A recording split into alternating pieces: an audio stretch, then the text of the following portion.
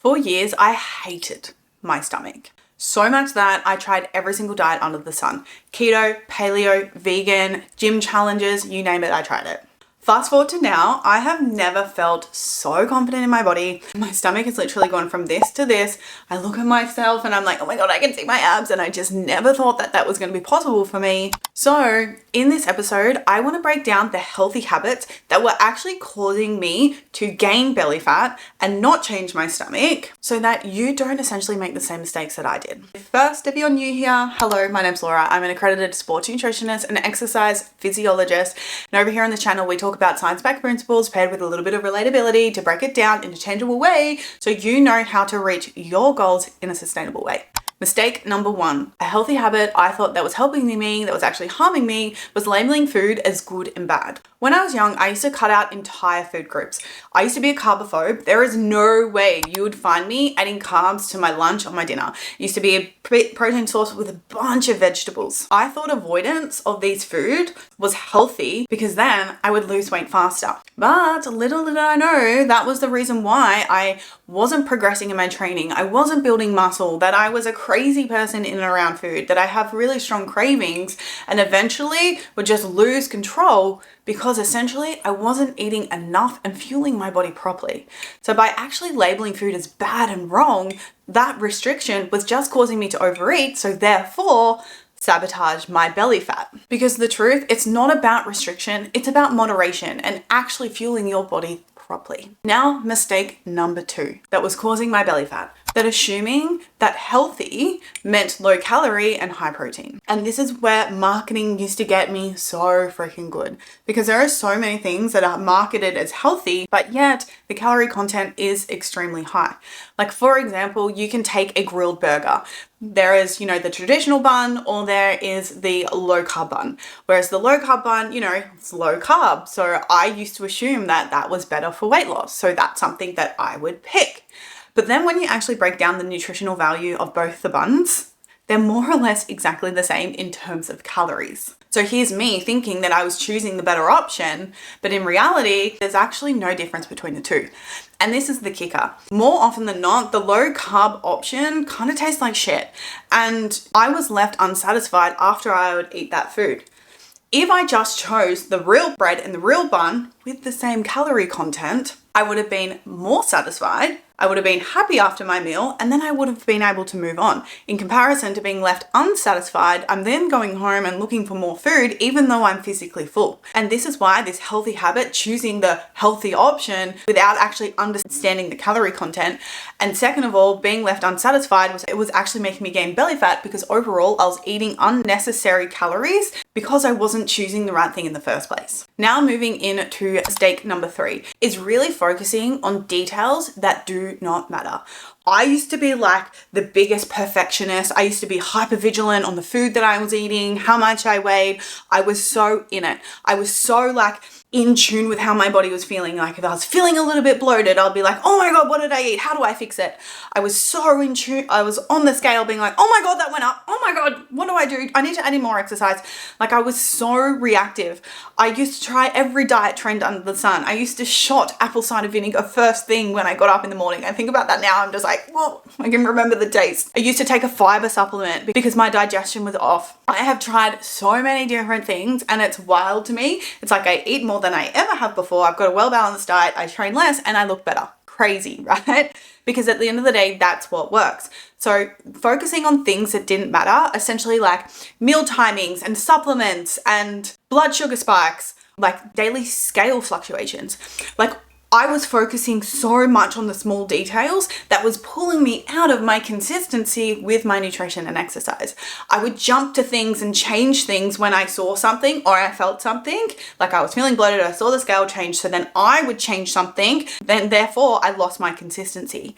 And that is the thing. That is why it was causing me to gain belly fat, because I wasn't being able to remain consistent with the plan because I was making emotional decisions based off the things that were triggering me throughout the process. process. Because at the end of the day, all you have to do to see change in your body composition is hit your calories, your macros, progressive overload, and do that consistently over time instead of jumps, trying this, trying that supplement, because it's the basic. Doing that consistently over a longer period of time that you've ever had before is going to work. So by focusing on the details that don't matter is just causing self-sabotaging cycles that's stopping you from being inconsistent.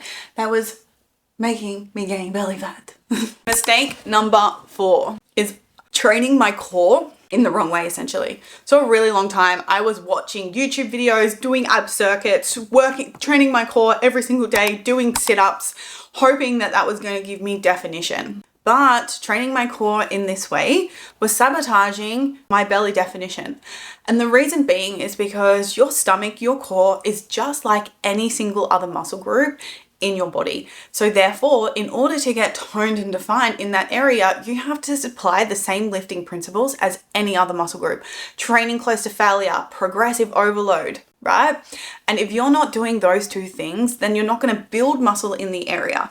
And while yes, of course, everyone's talking about abs are made in the kitchen, absolutely, your body fat percentage plays a massive role, but your muscle buildup in that area also plays a massive role.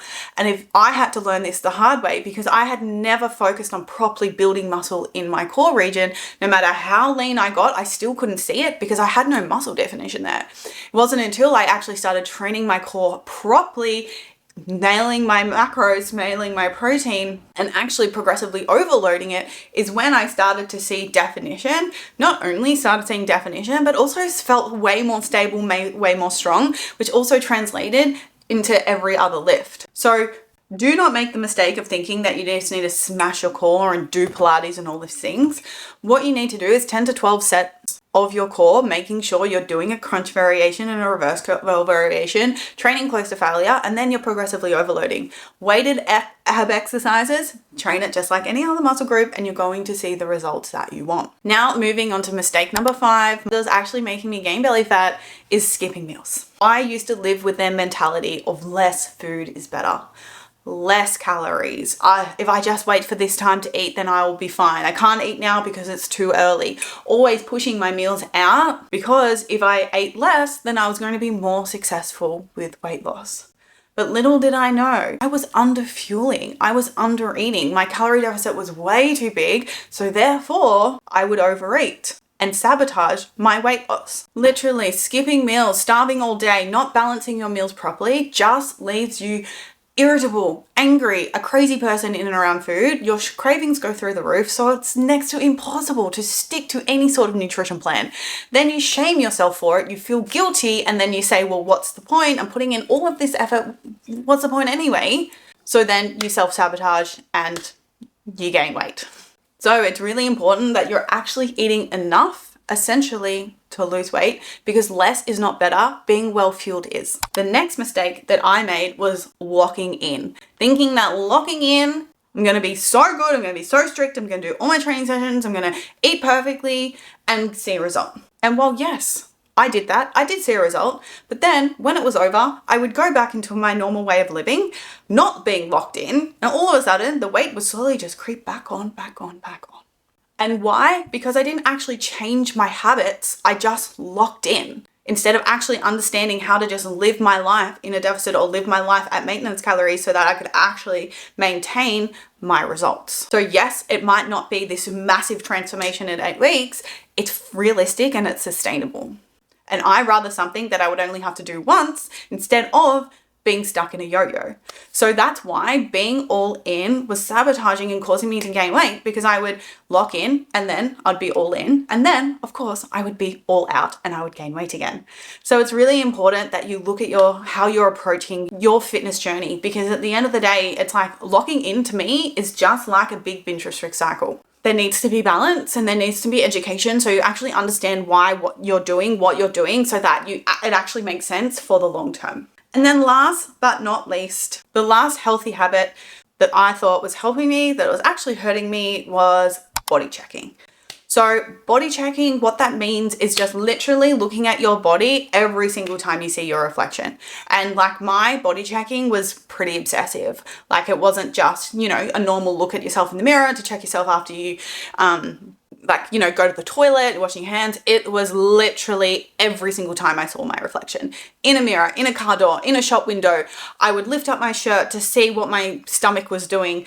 And while yes, you know, healthy monitoring with your body is important. So like having a really healthy relationship with data and numbers is important in a weight loss journey, because then you can track it, then you know what you're doing is working or if you need to change something. Whereas mine was just obsessive. And like, if I didn't like what I saw, I would, you know, overthink things. I would be like, oh, I've got to eat less, I've got to move more, which is, again, it was sabotaging me being able to stick to my plan. Because if I saw my body and it was something that I didn't like, then I was like, shit, I've got to eat less, I've got to add in, I've got to go for a run and essentially change what I was doing, losing my inconsistency. So therefore I would have paid for that later, whether that's being overeating, whether that's not building muscle, whether that's not being able to train efficiently, I would have sabotaged and seen a negative result. So that's why we need to stop being so hyper focused on specific, on day-to-day things, right?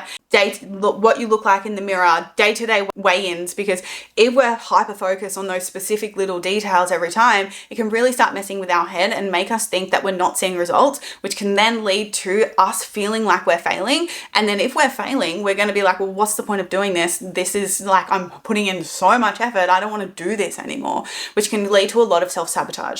And this is why I'm so big on the mindset component when it comes to losing weight, because at the end of the day, like, we know we have to create a deficit, hit your macros, but being able to execute that plan and fight the thoughts that we have becomes the hard bit. And that's why it's so important that you're working on that when you're going through a weight loss journey, so that you actually can stick to it for the long term, because that's what it's all about. So in order to see a specific result, we can't focus on those hyper little details to make decisions. We have to look at trends. We have to look at trends over time of how our body is responding, what our progress photos look like, how we're feeling, because when we actually take in all the data points and look at it over like weeks to weeks, it's like, okay, then we can make some solid decisions on what's actually working and what's actually not, instead of being reactive like I used to be. That would constantly cause me to self-sabotage, be inconsistent, and not achieve my goals. So you guys, there are 7 healthy habits that were actually making me gain weight.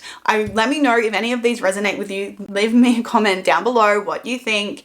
Send me a message on Instagram. Thank you for being here. I appreciate you more than you know, and I will see you next week.